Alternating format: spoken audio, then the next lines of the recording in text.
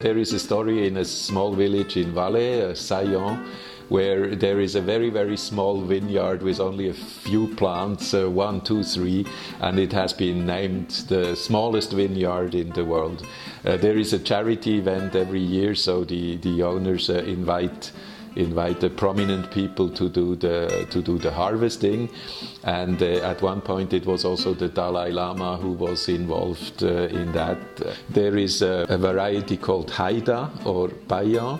These are very old vineyards in the valleys, and they are very high. So this wine is grown up to 1,100 meters above sea level. It's the highest vineyards in Europe.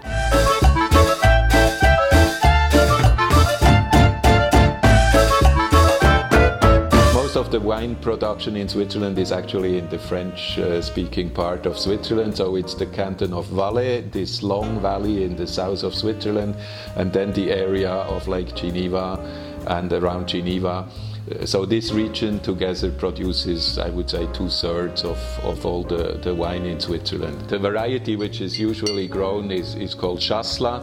It's a variety which originates from that region, and it makes very fresh wine, which is usually drunk quite young, and it's slightly sparkling, and that's the classical aperitif wine in the French-speaking region.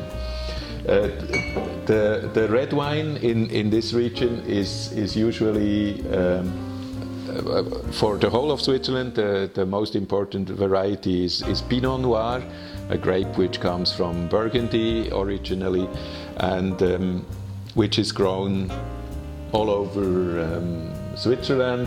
Then there are a few varieties which have been developed in Switzerland, like this one, Gamay, is a rather new development. We also have a federal agricultural research institute, and they try to produce new varieties, for instance, based on traditional varieties, but making them more resistant to drought, to diseases, and so on. So that's the French-speaking side of our wine production. And then in the German-speaking Switzerland, there is also wine production, about 20% of the total. The traditional variety is Müller-Thurgau. It's also known as Riesling Silvaner. Again, these are wines which are fresh. They are drunk usually young. Also in the German part of Switzerland, the traditional grape for red wine is Pinot Noir. What I think is particular in Switzerland is Pinot Noir is grown all over the world, but I think the expression due to the terroir in Switzerland, a very particular, very often relatively stony ground, and then the fact that it's grown on these steep terraces makes a Pinot Noir, which I find is totally particular. I think if there would be a blind tasting, I would be able to pick out a typical Swiss Pinot Noir from a large group of bottles. And then we have the Italian-speaking part of Switzerland in the very south, the Ticino. There the traditional variety, this is one example, the traditional variety is Merlot. And again, for a long time this was a house wine. Farmers were producing small quantities for themselves, for their family, for the village. In the meantime, I think Merlot has made a huge quality jump since the 1980s in Switzerland, and you can now find top-notch Merlots, which I think don't have to be shy to go into any international competition. But then, of course, because this is Switzerland, production costs are high, plots are small, these wines have become quite expensive, and I think for the international market, the international mass market, these wines would be too expensive. What's the story of Dalai Lama and the smallest vineyard in the world? There is a story in a small village in Valais, Saillon, where there is a very, very small vineyard with only a few plants, 1, 2, 3, and it has been named the smallest vineyard in the world.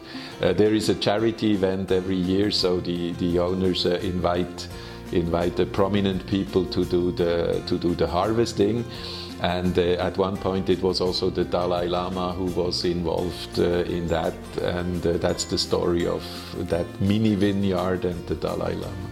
Switzerland is not a famous wine producer, but this beautiful country has been making wine for more than 2,000 years. What is the history?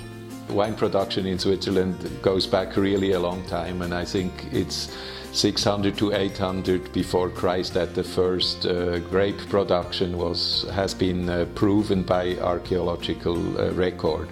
And since then, wine has always been produced and been present in Switzerland. In the late Middle Ages, wine production has expanded.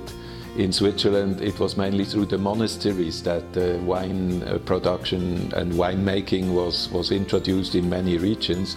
And there are some vineyards of monasteries who are the oldest continuously used vineyards in Switzerland. Later in the 19th century, production expanded. We actually drink most of our wine ourselves. So 97% of the wine produced in Switzerland is actually drunk locally, and only a very small proportion is being exported. The market is so good in Switzerland that many producers have not really tried to be active in export markets. What is particular about wine production in Switzerland, a lot of it is being done on fairly steep slopes. Switzerland is a mountainous country, so a lot of the vineyards are on rather steep land, which also makes the work in the vineyard very, very tough, because you have to climb up and down. And also typically plots are relatively small. They are very often family owned and only a few hectares big. So there are a lot of small producers who produce limited quantities, and they often sell to a wider circle of friends, acquaintances, people from their village or their region. And mostly people are very proud of the wine that is coming from their particular place. So if a person from the Valais region is living in Geneva, he will get the wine from his village where he grew up, and he would very proudly serve it whenever he has friends coming over. But there are over 200 local varieties found in Switzerland, and they are everywhere. Farmers maintain these varieties, and some of them are very particular. For instance, and I would like to mention that because we talked about Switzerland being a mountain country. There is a variety called Haida or Payan, which means pagan in the language. These are very old vineyards in the valleys, and they are very high. So this wine is grown up to 1,100 meters above sea level. It's the highest vineyards in Europe, and it produces a very particular wine, which it only grows there, and it's a specialty that is highly sought after in Switzerland. Your Excellency, the first glass of wine in your life. I come from Bern, which is on the border between the French-speaking and German-speaking part, and through my family we have had connections to the French-speaking side, where it has been traditional for a long time that, at a young age your parents start to give you wine which has been thinned a bit with water, and that's what my parents did. So probably at the age of 12 or so I was starting to have a glass of diluted wine at the occasion of special events, like baptism or marriages and so on. If you cheer with a glass of wine in your hand, I mean, it depends on what language region you are in, and there are different expressions in different places. So in the French-speaking part, it would usually be santé, and in the German-speaking part, you would say zum Wohl or Gesundheit, which means to your health. Or you would say something that you shouldn't say in Romania, which is Prost.